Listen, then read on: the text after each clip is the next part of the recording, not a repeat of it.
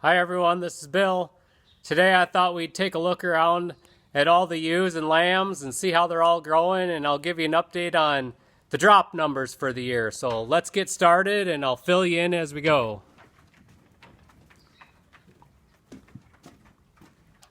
I got them split up somewhat by age.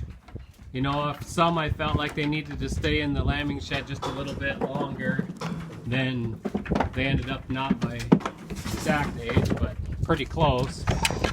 So this pen here will have like the second and third group that lambed. Here we got a purebred ewe feeding her lambs. Now they're going to run outside with the rest, but got a creep feeder set up for them like I usually do. Got a nice sunny day finally without the wind blowing really strong. It's supposed to be right around, if not setting a record high today, so for the 30th of March to be upper 70s, low 80s, it's going to be pretty nice. We'll see if we hit that record later today or not. That little ewe there, she's actually a 7/8, and she's the smallest ewe I have. I think in the past she's only weighed about a little under 150 pounds, but she sure does a nice job raising lambs. She raised triplets on her own last year.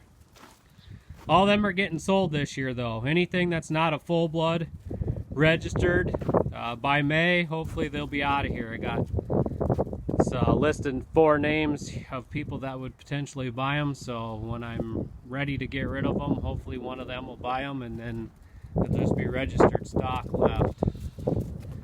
I know these 2 ewes closest to us here are both from Canada. That one's not.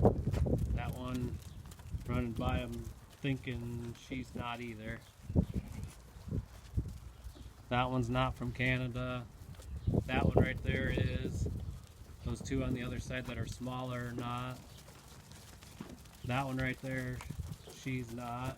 Yeah, she is. I'm sorry, she is. And then that back bigger ewe, she is. She's the one that actually had quads last year. She's going up the ramp now. She had a nice set of twins this year. Alright, now we'll come over here to the next group. I only got one outside, but that's okay. We'll get them out of the barn in the light. It's a nice day. They don't need to be inside when it's so nice, but maybe with this heat that they're not used to, they don't want to be in the sun as much. Middle of the summer today would feel like a cooler day. Oh, there's Spot. Update on that one if you remember it being in the stanchion. He's been out here for a while now and doing just fine. That's the mother right there. But happy outcome.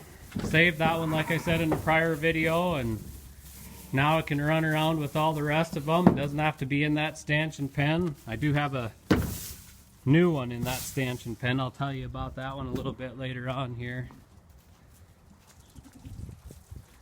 I guess this group's got more Canadian ewes in it than that other group did. Got pretty nice lambs, pretty uniform since I kind of grouped them by age. Like if you see any here, like that one right there that has a pink dot, that's because they actually should be in the first week of lambings group, but there are a set of triplets in here. No, that one's actually not. That would be Spot's brother, and the reason they're in the second group is because she had to be in that stanchion. But otherwise there is a set of triplets in here too, so there's Spot and its sibling right there. Those 2 are, and their mother are back into us, so that's that family. And then there is that set of triplets in here, which I guess there's all 3 of them, but I don't know if you could see them if you've seen the ones with the spots, and then that green tagged ewe. We've talked about her in the past. Anyway, thought I'd give you a general overview on all the ewes. Lambs, ewes are staying in good condition. I never gave them any grain until lactation, and then I started giving them a little whole corn. Hop over here to the next pen. Now these will be the oldest lambs, with the exception of them 5 that I just showed you in the last pen.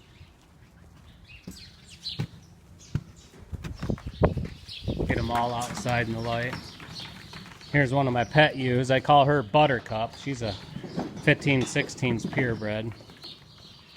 That's not her lamb there either. That was actually the very first ewe that had a set of triplets. And I put the dot on them so I could keep track of them. At first, I guess I did a line, and then when I did vaccination, some of them got a dot.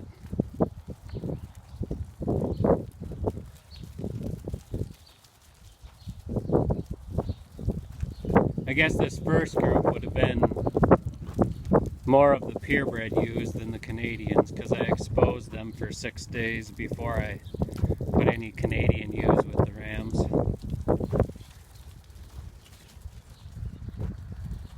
I guess this pen here, they get a little bit of shade off that tree, which isn't a big deal this time of the year, but when it gets hot out, they really like it.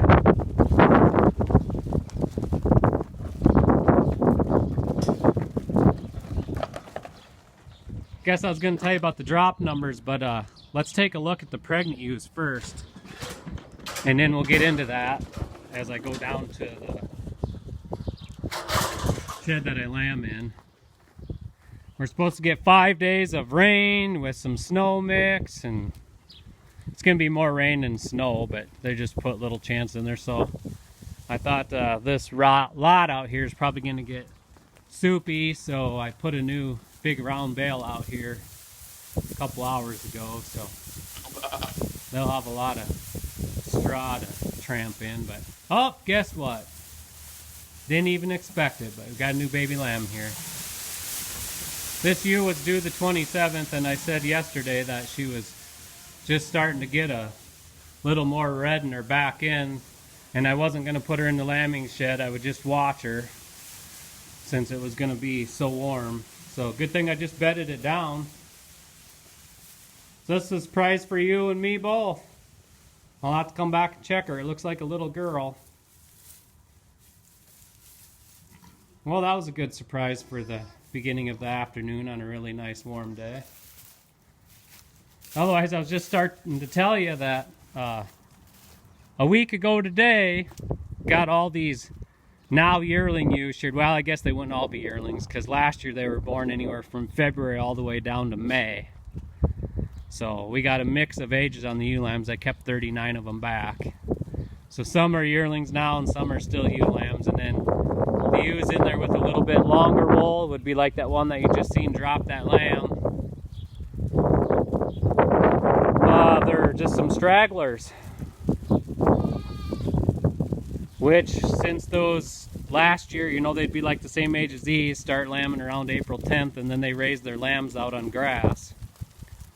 So then they ended up getting nursed down some of them. It's like that one right there. I got a date of her April 11th, and I think that one next to her would have been like April 8th. But anyway, they got nursed down, so I thought that maybe some of them might have a little bit of trouble breeding back as early as I wanted them to, but at least they're bred. But those yearling ewes, I think the real young ones, most of them didn't get bred, which I didn't expect them to. But you probably saw them good enough, because inside the lighting's not so good. Like I said, we'll leave that ewe be and check back with her later. But now, while we're going to the other building, I was going to give you an update on the numbers. So I ended up not counting that ewe that's lambing now, because I haven't had any lambs for a good week and a half. So I already run my numbers before finding her. But based on that, I had 71 ewes lamb and 127 lambs alive. Guess I lost 9. So out of them, the ones from Canada, the 3 to 6 year olds, dropped to 210%, and I got 196% alive. While we're going by here, I'll show you this one that I put in the stanchion. So that was a triplet, and this really nice yellow line ewe from Canada. She had a great big nice single, and she ended up losing it. I think it got pneumonia. It was a big nice lamb. I treated it with penicillin for 3 days, and then 2 days later it died. So I'm not exactly sure what happened, but I give her that triplet. So anyway, back to the numbers. So 196% alive on the 3 to 6 year olds. And then on the 2-year-old ewes, prior to this one lamb and now, I was at 163% dropped, 158% alive.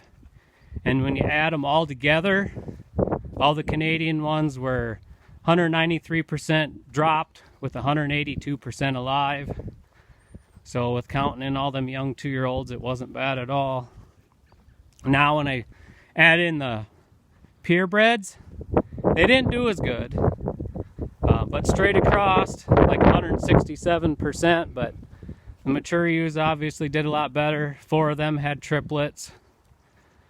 So they were going to pull my average down, but the average on everything was like right around 179%. So they pulled it down a little bit.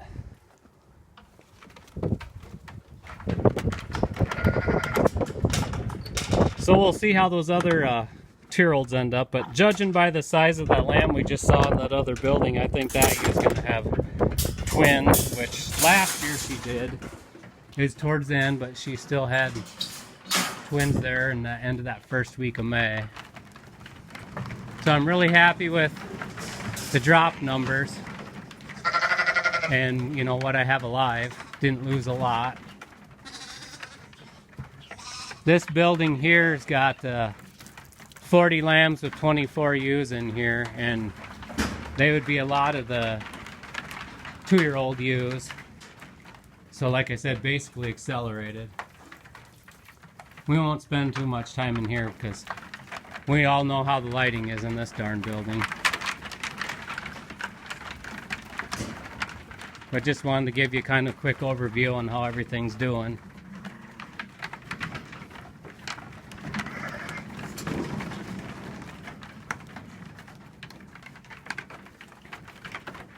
I'll go over and look at the other pen quick. While we're here.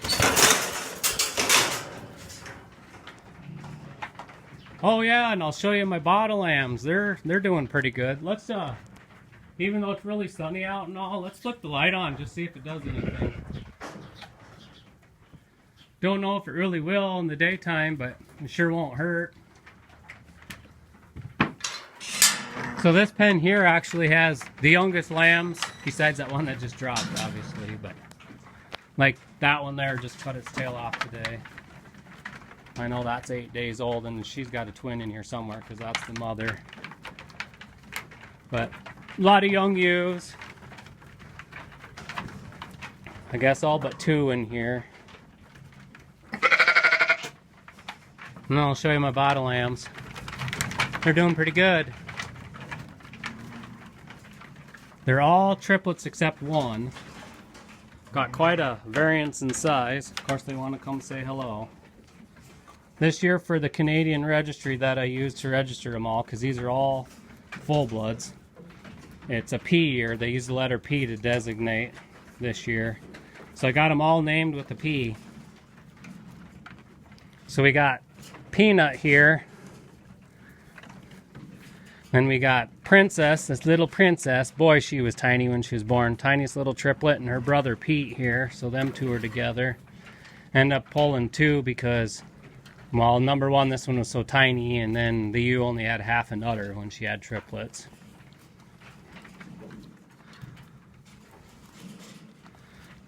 Then we got Potter here, triplet boy. And we got, I guess this one is Peanut, and I had them mixed up with Polly. Those 2 look so much alike. So I lift the face, I can tell. But Peanut and Polly, and then we got Pearl. Pearl here.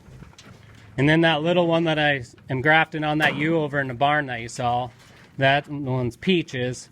And I was bottle feeding her for a while until I decided to try to put her on that ewe. And that ewe's not too bad with it. But anyway, it's a beautiful day. I just thought I'd give you the overview of what's going on around the farm, and it looks like those ewes are getting pretty close. April 10th I'll start in again, but I'll go check back on that ewe and see how she's doing. Thanks for watching, everyone. Have a good day. Bye.